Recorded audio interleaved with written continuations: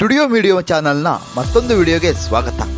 ಸುಮಾರು 200 ವರ್ಷಗಳ ನಂತರ ಉತ್ತರ ಅಮೆರಿಕ ಖಂಡದ ಪುರುಷ ಕೋಮುವಾದ ಸಂಸ್ಕೃತಿಯ ಮೆಕ್ಸಿಕೋ ರಾಷ್ಟ್ರದಲ್ಲಿ ಮಹಿಳೆಯೊಬ್ಬಳು ಅಧ್ಯಕ್ಷಗಾದಿ ಹುದ್ದೆಗೆ ಆಯ್ಕೆಯಾದ ಒಬ್ಬ ಮಹಿಳೆಯ ಸಾಧನೆಯ ರೋಚಕ ಸ್ಟೋರಿ ಇದು.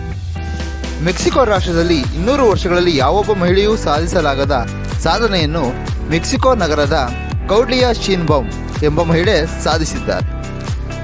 ಮೆಕ್ಸಿಕೋ ಈಗಲೂ ಪುರುಷ ಕೋಮುವಾದದ ಸಂಸ್ಕೃತಿಯನ್ನು ಹೊಂದಿದೆ. ಯಾವುದೇ ದೇಶದಲ್ಲಿ ಪುರುಷ ಕೋಮುವಾದ ಸಂಸ್ಕೃತಿಯು ಆ ದೇಶದ ದೊಡ್ಡ ಆರ್ಥಿಕ ಮತ್ತು ಸಾಮಾಜಿಕ ಅಸಮಾನತೆಗಳನ್ನು ಸೃಷ್ಟಿಸುತ್ತದೆ. ಅತ್ಯಂತ ತೀವ್ರವಾದ ರೂಪದಲ್ಲಿ ಸ್ತ್ರೀ ದ್ವೇಷವು ಹೆಚ್ಚಿನ ಪ್ರಮಾಣದಲ್ಲಿ ಸ್ತ್ರೀ ಹತ್ಯೆಗಳಲ್ಲಿ ಮತ್ತು ಮಹಿಳೆಯರ ವಿರುದ್ಧ ಆಸಿಡ್ ದಾಳಿಯಂತಹ ವಿಷಯಗಳಲ್ಲಿ ವ್ಯಕ್ತವಾಗುತ್ತದೆ. ಇಂತಹ ಸಂಪ್ರದಾಯವಾದಿ ದೇಶದಲ್ಲಿ ಮಹಿಳೆಯೊಬ್ಬಳು ಅಧ್ಯಕ್ಷರಾಗಿ ಆಯ್ಕೆಯಾಗಿರುವುದು ಸಾಧನೆಯ ವಿಚಾರವೇ ಆಗಿದೆ. ಇತ್ತೀಚಿನ ವರ್ಷಗಳಲ್ಲಿ ಐತಿಹಾಸಿಕ ಸಂಖ್ಯೆಯಲ್ಲಿ ಮಹಿಳೆಯರು ನಾಯಕತ್ವ ಮತ್ತು ರಾಜಕೀಯ ಪಾತ್ರಗಳನ್ನು ತೆಗೆದುಕೊಳ್ಳುತ್ತಿದ್ದಾರೆ. ಅದರಂತೆ ಮೆಕ್ಸಿಕೋದಲ್ಲಿ ಮಹಿಳೆಯರು ಮುನ್ನೆಲೆಗೆ ಬಂದಿದ್ದಾರೆ ಹಾಗೂ ರಾಜಕೀಯ ಪಕ್ಷಗಳು ತಮ್ಮ ಅಭ್ಯರ್ಥಿಗಳಲ್ಲಿ ಅರ್ಧದಷ್ಟು ಮಹಿಳೆಯರೇ ಇರಬೇಕು ಎಂಬ ಕಾನೂನುಗಳನ್ನು ಒಳಗೊಂಡಂತೆ ರಾಜಕೀಯದಲ್ಲಿ ಹೆಚ್ಚಿನ ಪ್ರಾತಿನಿಧ್ಯಕ್ಕಾಗಿ ಮಹಿಳೆಯರು ಬಲಿಷ್ಠರಾಗುತ್ತಿದ್ದಾರೆ. ಉತ್ತರ ಅಮೆರಿಕಾದ 3ನೇ ಅತಿದೊಡ್ಡ ದೇಶವಾದ ಮೆಕ್ಸಿಕೋ 31 ಸಂಸ್ಥಾನಗಳ 11 ಕೋಟಿ ಜನಸಂಖ್ಯೆಯಲ್ಲಿ ಶ್ರೀಮಂತ ಬಡತನದ ಜನರಿದ್ದಾರೆ. ಇಲ್ಲಿ ಲಿಂಗ ತಾರತಮ್ಯವಾದ ಪುರುಷ ಕೋಮುವಾದವು ಹೆಚ್ಚು ಬಲಿಷ್ಠವಾಗಿದೆ. ಇಂತಹ ಸಂದರ್ಭಗಳಲ್ಲೂ ಕ್ಲೌಡಿಯಾ ಶೀನ್ಬಾಮ್ ಅವರಿಗೆ ಮೆಕ್ಸಿಕೋ ದೇಶದಲ್ಲಿ 60.7% ಮತಗಳು ದೊರಕಿವೆ. ಇವರ ಎದುರಾಳಿಗಳಾದ ಸೋಚಿಟ್ಲ್ ಗೆರ್ಫೆಜ್ ರವರಿಗೆ 26.6, ಇನ್ನೋರ್ವ ಎದುರಾಳಿ ಜಾರ್ಜ್ ಅಲ್ವೆರಾಜ್ ರವರಿಗೆ 10% ಮತಗಳು ದೊರಕಿದೆ. ಮೆಕ್ಸಿಕೋ ರಾಷ್ಟ್ರ ಮೊರನೋ, ಡಿಫ್ಯಾನ್ ಮತ್ತು ಪಿಎರ್ಐ ಎಂಬ 3 ಪ್ರಬಲ ರಾಜಕೀಯ ಪಕ್ಷಗಳನ್ನು ಹೊಂದಿದೆ. ಈ ಪಕ್ಷಗಳಲ್ಲಿ ಕ್ಲೌಡಿಯಾ ಶೀನ್ಬಾಮ್ ಮೊರನೋ ಪಕ್ಷದಿಂದ ಸ್ಪರ್ಧಿಸಿ ಗೆಲುವು ಸಾಧಿಸಿ ಅಧ್ಯಕ್ಷಗಾದಿ ಹುದ್ದೆಗೇರಲಿದ್ದಾರೆ.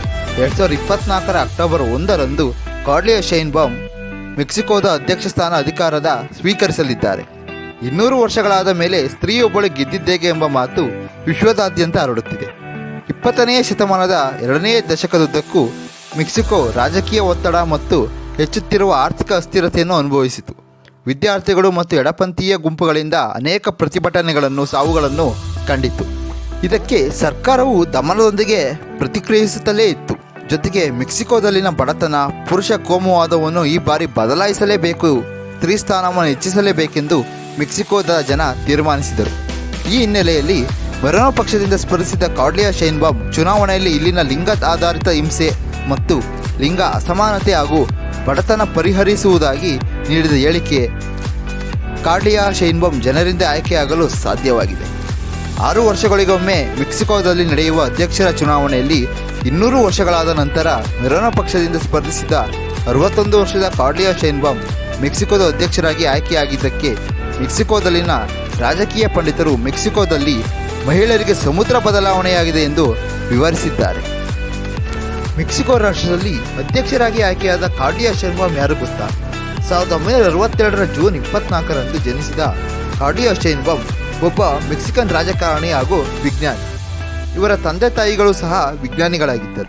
ಬಲ್ಗೇರಿಯಾದಿಂದ ಮೆಕ್ಸಿಕೋಗೆ ವಲಸೆ ಬಂದಂತಹವರು ಕ್ಲೌಡಿಯಾ ಕುಟುಂಬದವರು. ಕ್ಲೌಡಿಯಾರವರು ಈ ಮೊದಲು ಭೌತಶಾಸ್ತ್ರದಲ್ಲಿ ವಿಜ್ಞಾನಿಗಳಾಗಿದ್ದರು. ಇಂಜಿನಿಯರಿಂಗ್ ಪದವಿಯನ್ನು ಸಹ ಪಡೆದಿದ್ದಾರೆ. ಕ್ಯಾಲಿಫೋರ್ನಿಯಾದ ಪ್ರಸಿದ್ಧ ಸಂಶೋಧನಾ ಪ್ರಯೋಗಾಲಯದಲ್ಲಿ ಮೆಕ್ಸಿಕನ್ ಶಕ್ತಿಯ ಬಳಕೆಯ ಮಾದರಿಗಳನ್ನು ಅಧ್ಯಯನ ಹಾಗೂ ಹವಾಮಾನ ಬದಲಾವಣೆಯ ಬಗ್ಗೆ ಪರಿಣಿತರಾಗಿದ್ದಾರೆ.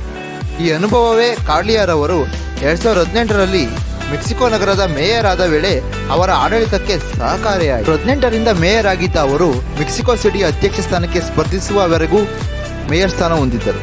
ಕ್ಲೌಡಿಯಾ ಶೀನ್ಬಾಮ್ ಅಧ್ಯಕ್ಷ ಸ್ಥಾನಕ್ಕೆ ಮಹಿಳೆಯನ್ನು ಆಯ್ಕೆ ಮಾಡುವ ಮೂಲಕ ಮೆಕ್ಸಿಕೋ ದೇಶವು ಅಮೆರಿಕ ಇತರ ದೇಶಗಳಾದ ಬ್ರೆಜಿಲ್, ಚಿಲಿ, ಕೋಸ್ಟರಿಕಾ, ಹಾಂಡುರಾಸ್, ನಿಕರಾಗುವಾ ಮತ್ತು ಪನಾಮಾ ಸಾಲಿಗೆ ಸೇರಿಕೊಂಡಿತು. ಈ ದೇಶಗಳಲ್ಲಿ ಮಹಿಳೆಯರು ಈಗಾಗಲೇ ಅಧ್ಯಕ್ಷ ಸ್ಥಾನ ಅಲಂಕರಿಸಿದ್ದಾರೆ. ಒಟ್ಟಿನಲ್ಲಿ 200 ವರ್ಷಗಳ ನಂತರ ಮಹಿಳೆಯೊಬ್ಬಳು ಮೆಕ್ಸಿಕೋ ದೇಶದ ಅಧ್ಯಕ್ಷ ಸ್ಥಾನ ಅಲಂಕರಿಸಿರುವುದು ಮೆಕ್ಸಿಕೋದಲ್ಲಿ ಮಹಿಳೆಯರಿಗೆ ಸಮುದ್ರದಷ್ಟು ವಿಶಾಲವಾಗಿ ಬದಲಾವಣೆಯಾಗಿರುವುದಂತೂ ಸತ್ಯ.